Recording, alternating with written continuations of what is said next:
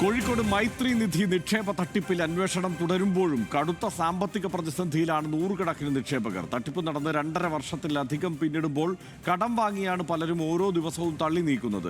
ലക്ഷങ്ങൾ മുതൽ 1 കോടി വരെ തട്ടിപ്പിൽ നഷ്ടപ്പെട്ടവരുണ്ട്. പലരും സ്വർണം പണയം വെച്ച് തുക നിക്ഷേപിച്ചിരുന്നു.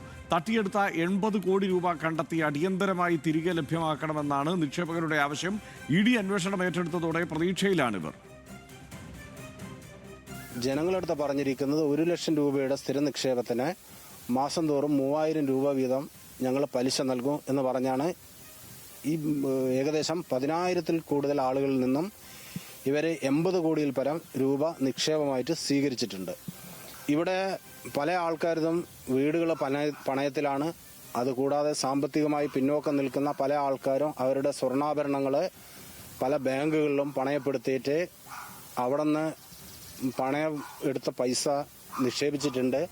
കഴിഞ്ഞ ദിവസം നമ്മളെ എൻഫോഴ്സ്മെന്റ് ഡയറക്ടറേറ്റുമായി ബന്ധപ്പെട്ടപ്പോൾ അവർ PMLA ആക്ട് അനുസരിച്ച് കേസെടുത്തിട്ടുണ്ട്. അതോടൊപ്പം തന്നെ പ്രതികളുടെ അക്കൗണ്ട് വഴി നടന്ന ട്രാൻസാക്ഷനുകളെ പറ്റി വിശദമായ അന്വേഷണം നടത്തുന്നുണ്ട്.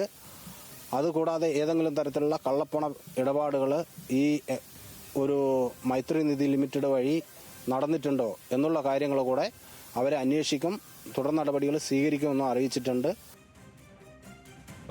മുബാറക്ക് ചേരുന്നുണ്ട് കോഴിക്കോട് നിന്ന് വിവരങ്ങളുമായി. മുബാറക്ക്, എന്താണ് ഈ തട്ടിപ്പിന്റെ സ്വഭാവം? എന്താണ് വിശദാംശങ്ങൾ? ഇപ്പോൾ അന്വേഷണം ഏത് നിലയ്ക്കാണ് പുരോഗമിക്കുന്നത്?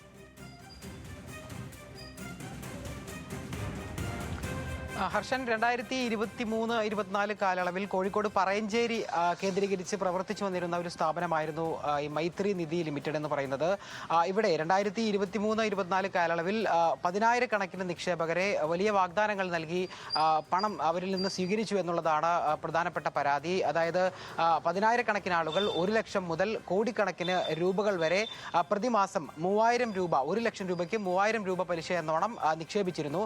പക്ഷേ ആദ്യ മാസ കാലയളവുകളിൽ കൃത്യമായി പലിശ നൽകുകയും പിന്നീട് ഇവരെ പലിശ ലഭിക്കാതായതോടെ 30ഓളം ആളുകൾ കോഴിക്കോട് മെഡിക്കൽ കോളേജ് പോലീസ് സ്റ്റേഷനിൽ പരാതിപ്പെടുകയായിരുന്നു. തുടർന്ന് പോലീസ് നടത്തിയ അന്വേഷണത്തിലാണ് അതായത് 80 കോടി രൂപയോളം ഇത്തരത്തിൽ നിക്ഷേപ തട്ടിപ്പുമായി ബന്ധപ്പെട്ട് ഈ പ്രതികൾ കടത്തിയിട്ടുണ്ട് എന്നുള്ള വിവരം പുറത്തു വരുന്നത്. അതിനുശേഷമായിരുന്നു ഇത്തരത്തിലുള്ള പോലീസിന്റെ കണ്ടെത്തലുകളും.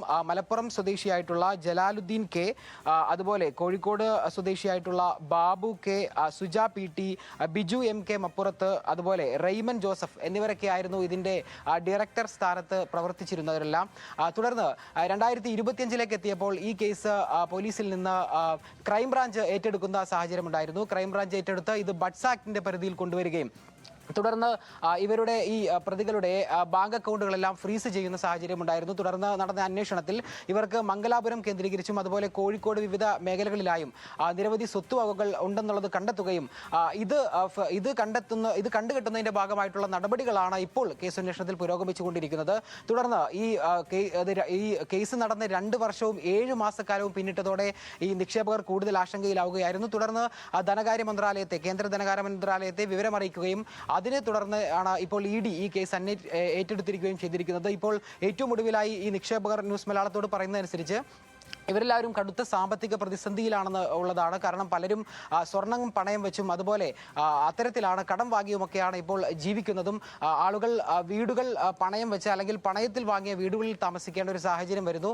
എന്തായാലും ഗുരുതരമായ ഒരു സാഹചര്യമാണ്. ഇവരുടെ ആവശ്യം എത്രയും പെട്ടെന്ന് ഈ കേസ് അന്വേഷണം പൂർത്തിയാക്കണമെന്നും ഇതിന്റെ നിക്ഷേപക തുക ഏതെല്ലാം രീതിയിലാണ് കൈകാര്യം ചെയ്തിരിക്കുന്നത് എന്നുള്ളതെല്ലാം കണ്ടെത്തി കൃത്യമായി ഇവരിലേക്ക് തന്നെ തിരിച്ചു നൽകണം എന്നുള്ളതാണ് ഇപ്പോൾ നിക്ഷേപകർ മുന്നോട്ട് വയ്ക്കുന്ന പ്രധാനപ്പെട്ട ആവശ്യം.